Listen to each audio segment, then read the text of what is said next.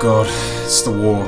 It's the Great War. This is the big one. This is the biggest war in all of history. And so now, all of Europe, they can't afford to make films. They've got to sell all their film materials for the war effort. So now they basically can't make shit until the war's finished. Which does give America a great time to sort of chuck loads of money at things and do more impressive stuff than they have already. So the years 1915 to 1920, it causes Europe to go a bit more artful, which is kind of what we know Europe for anyway. And it causes America to go even more big, crazy budget awesomeness. In summary, the war's a big deal. As per usual, just to put it on the record, I have seen 13 films from this period of time, 1915 to 1920. There's some great stuff in this episode, I can't wait to get into it. So let's get into it.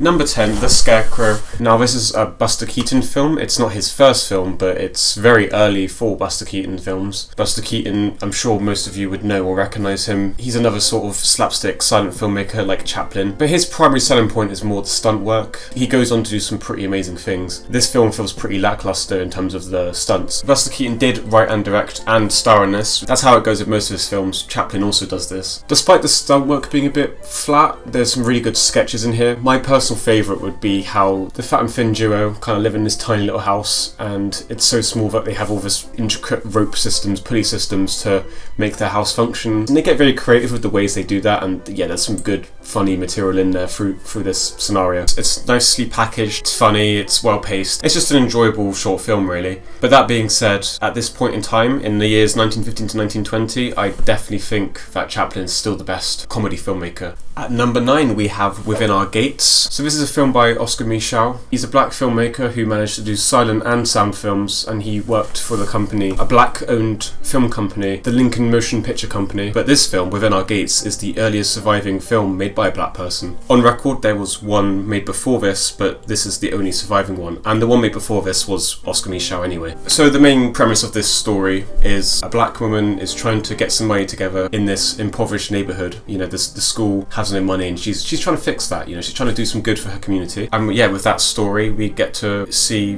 firsthand all the racial tension and conflicts that are around America at this time. I think it's a very admirable attempt to explore these ideas. It's a great counterpiece to Birth of a Nation. Like, I would recommend you watch Birth of a Nation and this, just so you can get both ends of the spectrum. And this is all great, but unfortunately the film, I think, is let down on a cinematic level. There's just very little character to it. The shots are pretty generic. There's no tinting, there's no music, there's not really a lot that's particularly expressive. It's just kind of telling the story. So on the one hand, I massively admire this film, but on the other hand, I would be lying if I said it was massively enjoyable. It lacks in most departments. I'm sure that's not really their fault. They probably didn't have the funding because it's just a different time period that this was made in, but yeah, unfortunately I can't really recommend this in confidence that you'll have a good time watching it, but very admirable, like I say. At number 8 we have The Torture of Silence, a film by Abel Gance. And I just need to put this out here now. Abel Gance, he is my favourite silent filmmaker. I know that's quite a statement, but that's true. It has been true for some years now. But this is his first film, and it's pretty simple. It follows a woman who basically, she feels guilty, and this leads to her being extremely depressed. It's a very modern look at depression, which surprised me. Yeah, depression wasn't exactly a big topic at the time. In fact, this is really crazy. Just by pure coincidence, right? So I watched another film, Manchester by the Sea, which was made pretty much exactly 100 years after this film. So I watched that, and then I watched this, and they both have really eerily similar scenes depicting a suicide attempt. It's quite shocking how similar these are, and they're almost exactly 100 years apart.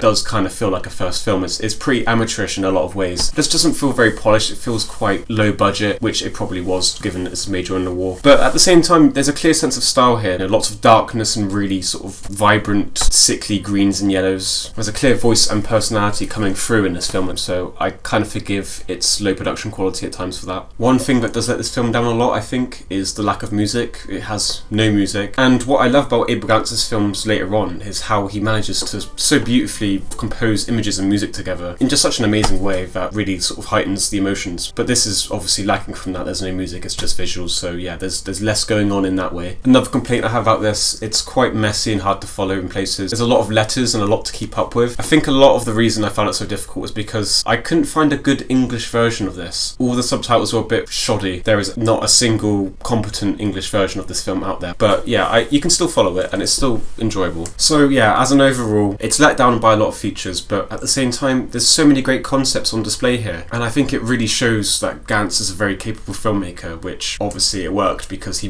went on to make some amazing stuff.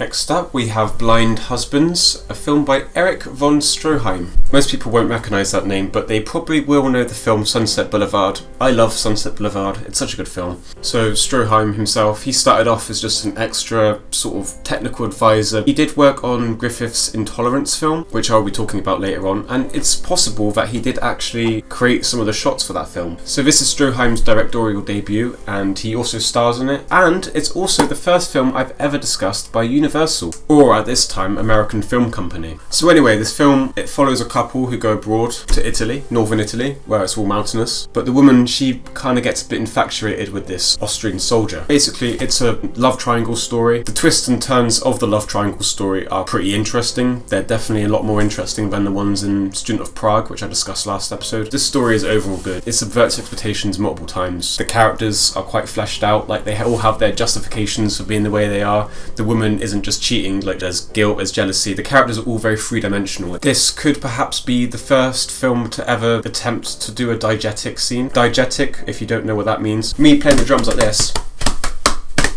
that's diegetic because it's in the scene. But if some drums are sort of scoring the way I'm talking, you know, it's not actually there, but it's in the scene, that's non-diegetic. Diegetic, digest. So if the person in the scene can actually digest it, if it's there, then it's diegetic. The film doing it, not the actual reality, then that's non-diegetic. So in relation to this film, there's a scene where there's the couple are sort of playing piano and violin together. The music actually scores it as if they actually are playing in the scene, you know, in real life.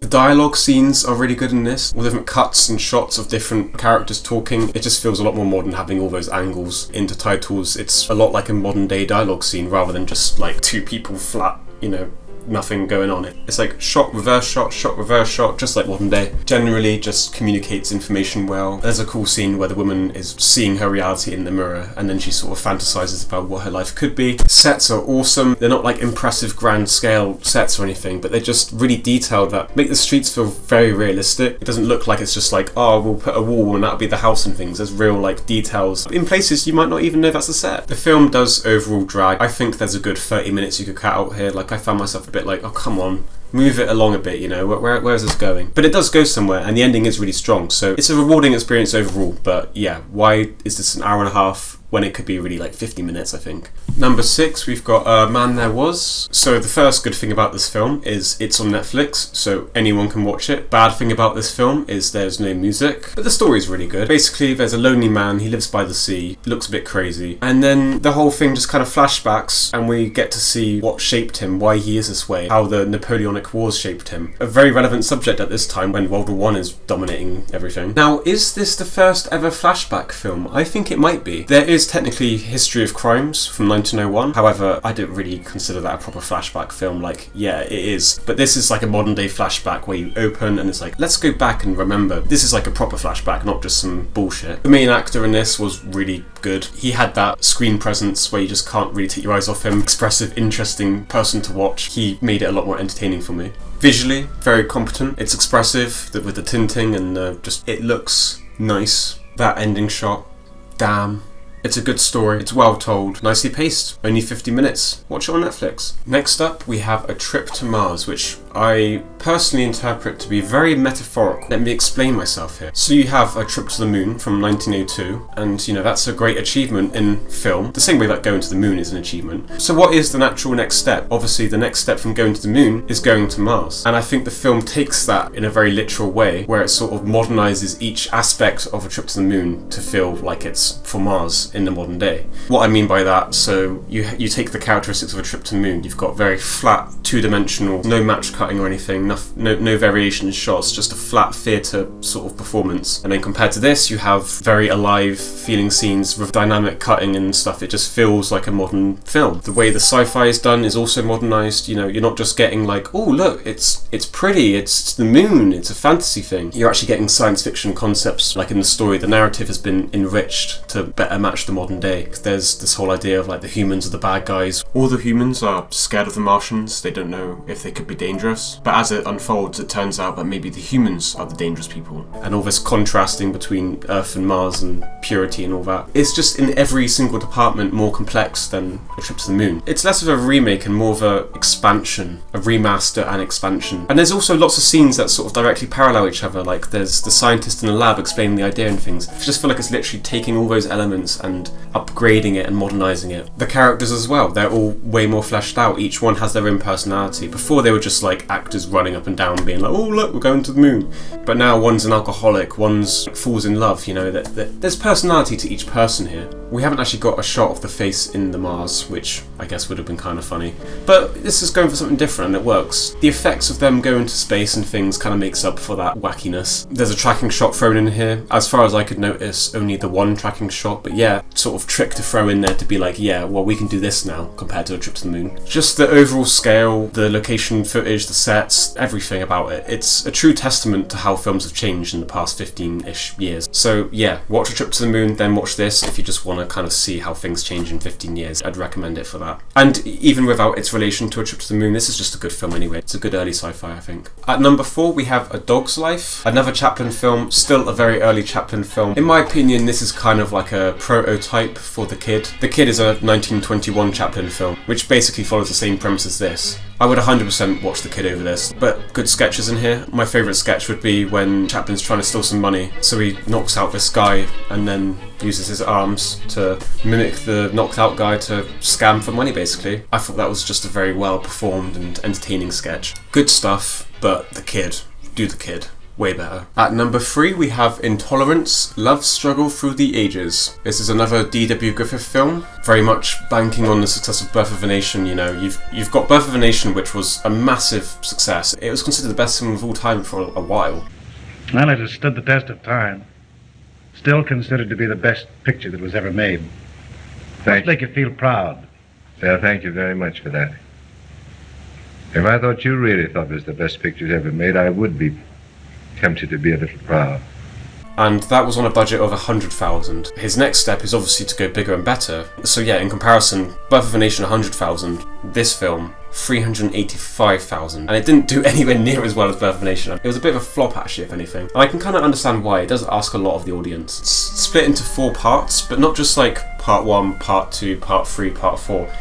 More like part 1, then we'll throw a bit of part 4 in there, then we'll chuck in a bit of part 3, then we'll go to part 1, and then here you go, here's part 2, and then we'll put a bit of part 4 in there. It's all jumbled up. It's just a massive scale thing, so each 4 parts take place across different points of time, and these different points in time span over 2,500 years. So you've got Jesus, you've got Babylon, got the modern day, and you've got the 1500s. And the kind of idea here is to take the broad beats of these films and edit them together in a way that basically says history never changes. He does that well. I just think it's a lot to do and it's a bit messy. There are sort of book excerpt bits that kind of tie it all together and help you keep a grasp on where you're at with the film. So just to sort of roughly explain, say there's a part in the Jesus story where we get to see how there's so much injustice against Jesus and things. And then you would cut back to the modern day and be like, the workers are getting treated badly and there's all this injustice there. So you're just balancing 4 significant stories across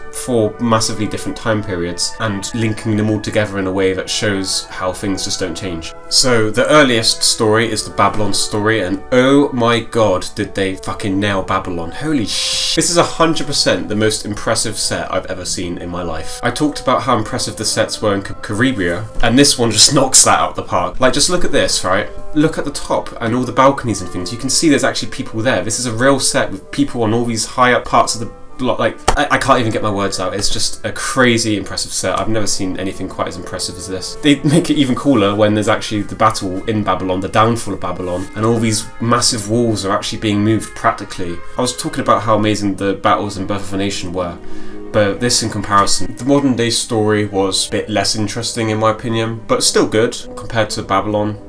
Nah.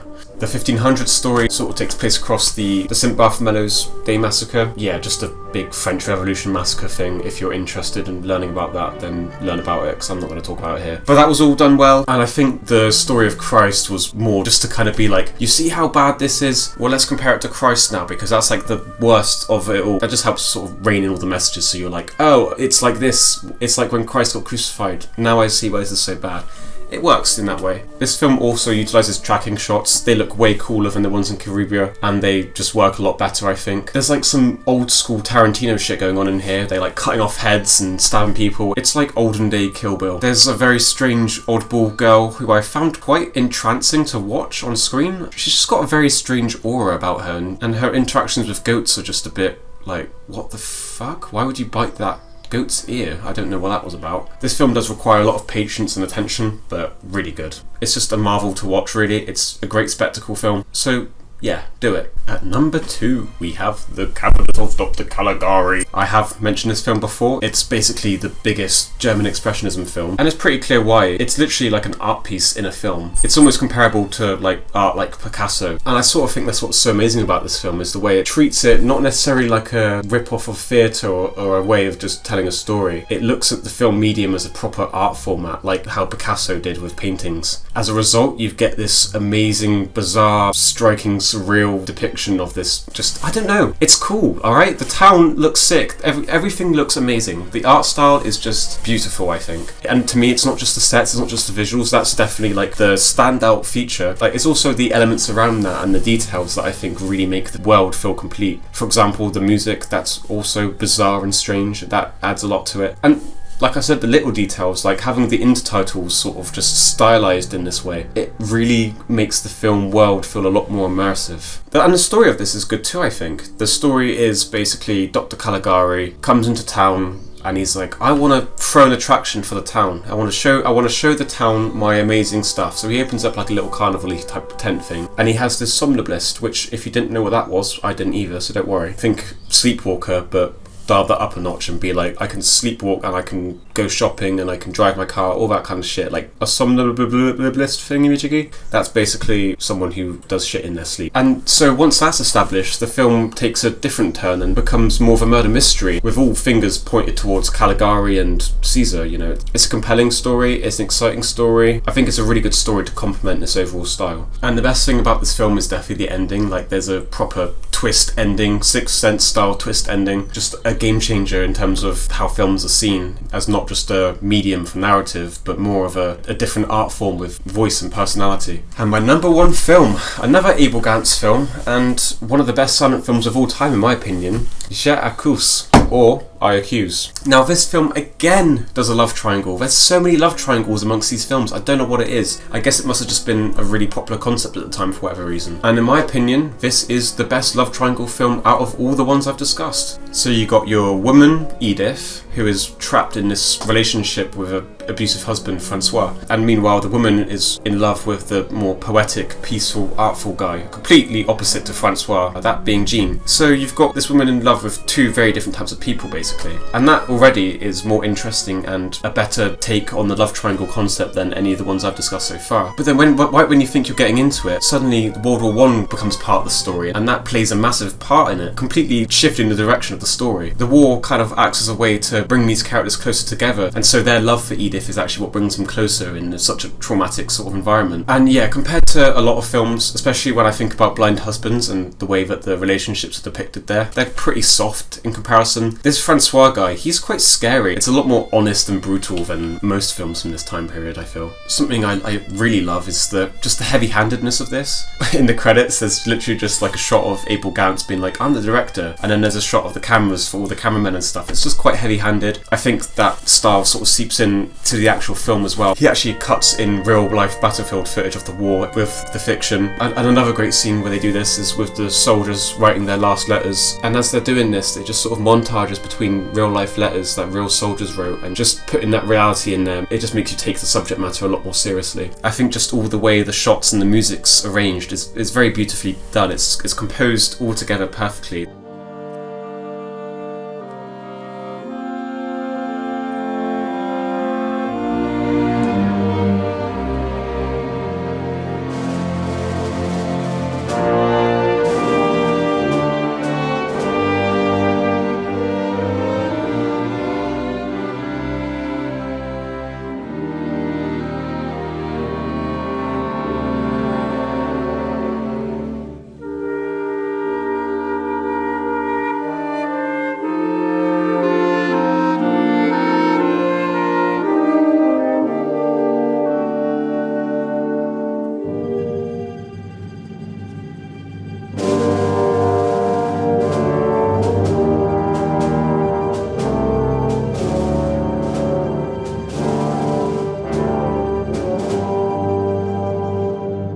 There's just so many good sequences in this, so many good scenes in this. Like, every 20 minutes it feels like there's an interesting decision being made that's pushing some kind of boundary in some way. This is literally Blind Husbands 2.0 and just way fucking better in so many ways. I love the way that the title is always repeated in different styles across the film. That's just a really cool little touch. And another thing I really need to say about, like, I can't believe how much people go on and on about how amazing the Nosferatu shot is with the stairs. Like, I think that's a really cool shot myself. But this film actually does it first, and I think it's done in service of something more effective as well. It's used to communicate this rape scene. It's the same method, the lighting idea, but I think it's better done here, and in service of something a lot more meaningful. People need to give this film a lot more credit. It does a lot of really interesting things, and before other films did it, and better than a lot of them did it too. And yeah, this film is almost 3 hours, but I think it's paced so perfectly that it's split into 3 parts, so you can just break it up nicely. And the ending is not what you expect at all. I love the ending. It's so powerful. Such a great way to wrap up the whole thing. Like, yeah, even if you're not feeling the whole love triangle thing, which I would be very surprised if you didn't like the love triangle stuff, but say that you found all that boring, like, oh my god, the last part is still worth holding out for then. Some of the best silent filmmaking I've ever seen in my life. Full stop.